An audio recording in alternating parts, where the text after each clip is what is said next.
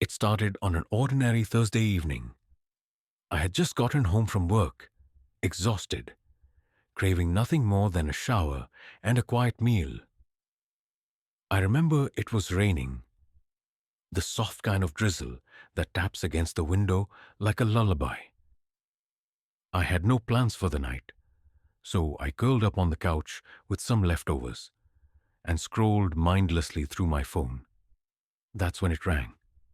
It was a number I didn't recognize. No name, just a sequence of digits I knew instantly wasn't saved in my contacts. At first I hesitated. I don't usually answer unknown calls, but something about this one. I don't know. I felt compelled. Hello? There was silence. Then, a faint crackle, like old radio static. I said hello again, louder this time. That's when I heard it. A voice. It was low, like someone whispering from behind a closed door. I couldn't make out the words. Just a garbled murmur. I thought maybe it was a bad connection. "You've got the wrong number," I said, already pulling the phone away. But then the voice came through clearly, just once. "You can't ignore me anymore."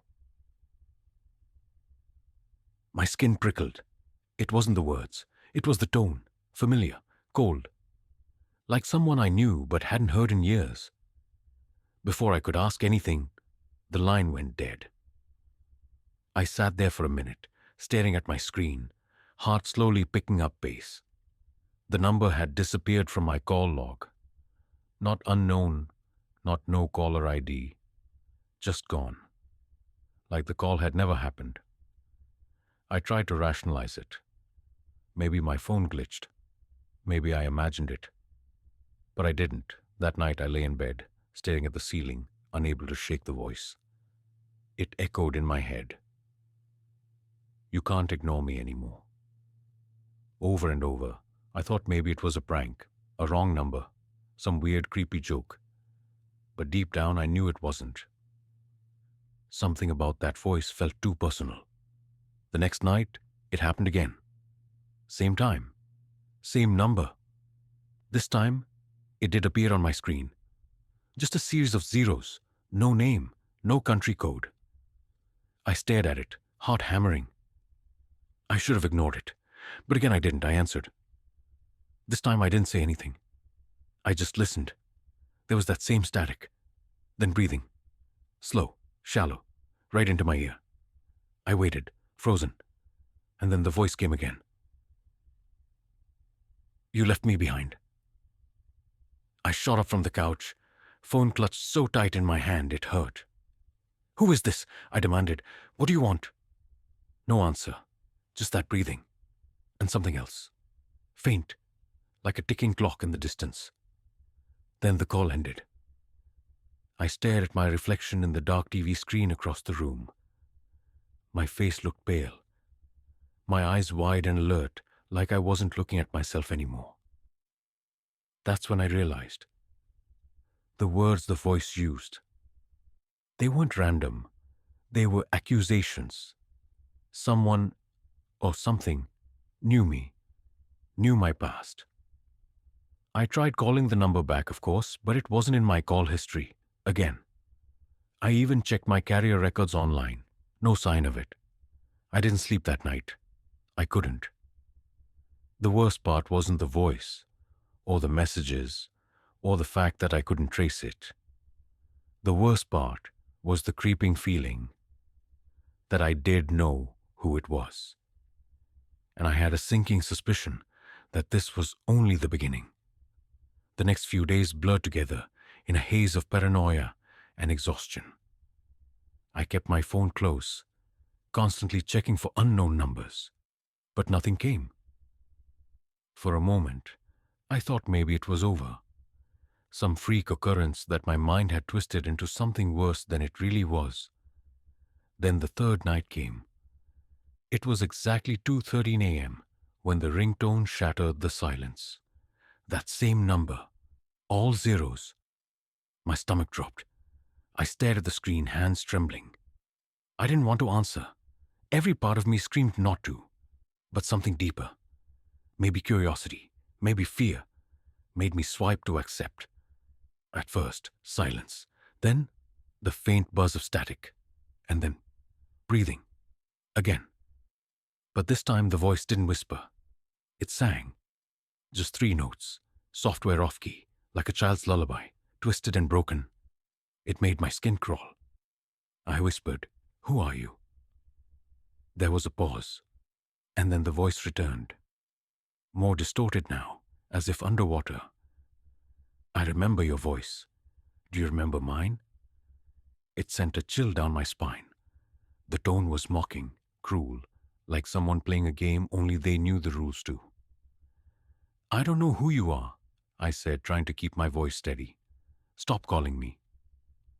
A low laugh crackled through the line, short and sharp, like static popping. Then abruptly, "You lied. You said you'd come back."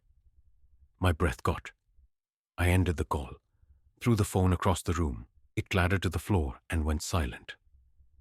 I sat there, heart pounding, sweat forming on my brow. That voice, I still couldn't place it, but there was something, a familiarity I didn't want to admit. The next night, I turned off my phone, took the battery out, even though I knew it was probably pointless. I still heard it ring, that same eerie tone coming from nowhere. The sound vibrated through my bones, not through the air. I picked up the phone, powerless to resist. The screen was black, dead, and yet the voice came through, as if it were in the room with me. "I'm getting closer." I couldn't breathe. I felt cold. Not the kind of cold that comes from an open window, but the kind that sinks into your bones, that touches your spine. I screamed into the empty room. No response. Just that quiet, slow ticking again, somewhere in the background. Tick, tick, tick, like a clock counting down. I didn't sleep that night either. By the 5th call, I stopped trying to understand. I started waiting for it. Every night, same time, same voice, saying more, remembering more. Once, it said, "You watched me die." Another night, "They buried me too deep." Each phrase pierced deeper, stirring things in my memory I didn't want to unearth. Faces I hadn't seen in years, places I had pushed far away. It wasn't just a voice now. It was a presence, always with me. The worst was the 7th night. I was in the shower, trying to wash away the exhaustion and fear when I heard it. Not the phone, the voice, whispering from inside the bathroom. The steam thickened, and I swore I saw a silhouette behind the curtain. I flung it open. Nothing. Then the mirror fogged up. One word appeared slowly, as if written by an invisible hand. "Remember." I fell to the floor, heart racing. I didn't know what it meant. Or maybe I did, and didn't want to admit it. I left the house that night, drove aimlessly, trying to escape the signal, the voice myself. But even in the car, the radio fuzzed into static, and through it, like a parasite, the voice slithered through. "You can't drive away from what you buried." I yanked the radio's power. Silence. But the damage was done. It wasn't just calls anymore. The voice didn't need a phone. It was inside now. Inside the sound of my fan at night. Inside the hum of the refrigerator. Inside the silence between thoughts. And worst of all, it was changing. Each night, the voice became less like static and more human. More like someone I knew. More like me. Everything began to unravel after that. Days bled into nights, and I couldn't tell which was which anymore. I would wake up unsure if I had actually slept, or if I had just blacked out for a few hours. I'd find objects in places I didn't remember putting them. My toothbrush in the freezer. My shoes lined up perfectly on the roof. Photographs I never remembered taking slipped into old books. At work, people noticed. They started asking if I was okay. My boss pulled me aside and said I seemed unwell and distracted. I couldn't blame him. I hadn't looked in a mirror in days. Not since I saw my reflection blink after I did. The phone calls didn't stop. They just changed. Sometimes they wouldn't come at night anymore. Sometimes they came when I was in public. At the store, walking down the street, in the middle of a conversation. My phone would vibrate, and I'd glance at it. And there it was. 000-000-0000. That familiar chill. That pressure in my chest like someone sitting on me. And each time, the voice would be clearer. You were there, the night the fire started. You heard me scream. You didn't open the door. I didn't know what it meant. I thought I didn't at least, but something was shifting in the way I saw the world. One evening, I walked past a mirror in the hallway and stopped cold. My reflection wasn't mimicking me. It was waiting, staring. Then it smiled.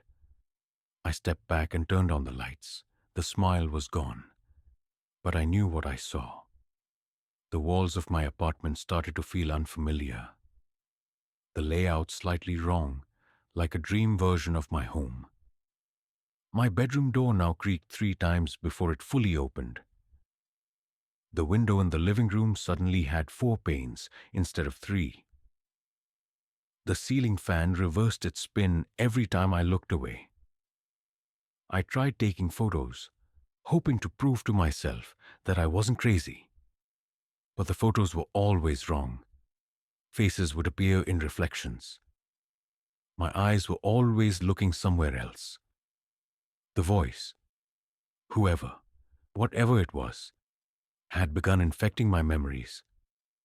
I started dreaming about a house I'd never been to, but somehow knew every room of. A small cabin in the woods, paint peeling from the walls, the air thick with smoke. I'd walk through it in my dreams, always ending up at the same door in the basement. A metal one, scorched around the edges. And always, just as I'd reach for the handle, I'd hear it behind me. Don't forget what you did. The dreams blurred into my waking hours. I once found myself driving on a highway with no memory of getting into the car. I had gone 2 towns over, right to the edge of a wooded area. The kind of place you don't find unless you already know it. There was a house there. The house, it was real. My hands shook as I stood in front of it. It looked just like the dream, except older, more broken. Windows shattered, grass overgrown, the smell of ash still faint in the air. I didn't want to go in, but I did. Each step creaked under my weight, as if the floorboards remembered me. My heart thudded in my ears as I passed the empty living room, the scorched fireplace, the faded wallpaper that had once been blue. The basement door stood just where I knew it would be. I reached for the handle. It was cold. As I pulled it open, a wave of heat hit me. Not like a current furnace, but old heat, the memory of fire. The basement was dark. The stairs groaned as I descended. And at the bottom, I saw it. A single chair, charred, melted in places, and the remains of something else. A toy. A stuffed bear, half burned, one eye missing.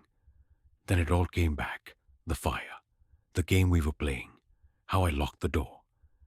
Just for fun. Just to scare her. How I laughed when she screamed. How I panicked when the smoke filled the room. How I ran. How I never told anyone. My knees gave out. And then the voice came. Not through the phone, but from behind me. Soft and broken. You said you'd come back for me. I turned around slowly. She was standing there. Or what was left of her. The skin around her eyes was charred, her dress clinging to her in ash and soot, her hands curled like she had clawed at the door for hours. But her eyes were bright, burning, alive. "Emily," I whispered. She tilted her head. "You remember now?" I nodded slowly, tears streaming down my face. "I didn't mean to—" She raised a hand. "You didn't mean to lie? You didn't mean to run?" Her voice shook the walls. I waited. The basement trembled. I burned. The chair behind me burst into flames. The walls began to melt. "You forgot me." "No," I cried. "I couldn't. I didn't." "You tried," she whispered, stepping closer. "But now you'll remember, forever." And then she touched my forehead. The fire didn't burn me. It entered me, crawled beneath my skin like worms made of heat and memory. I woke up in my apartment, or what I thought was my apartment. Everything was clean, perfect, as if nothing had ever happened.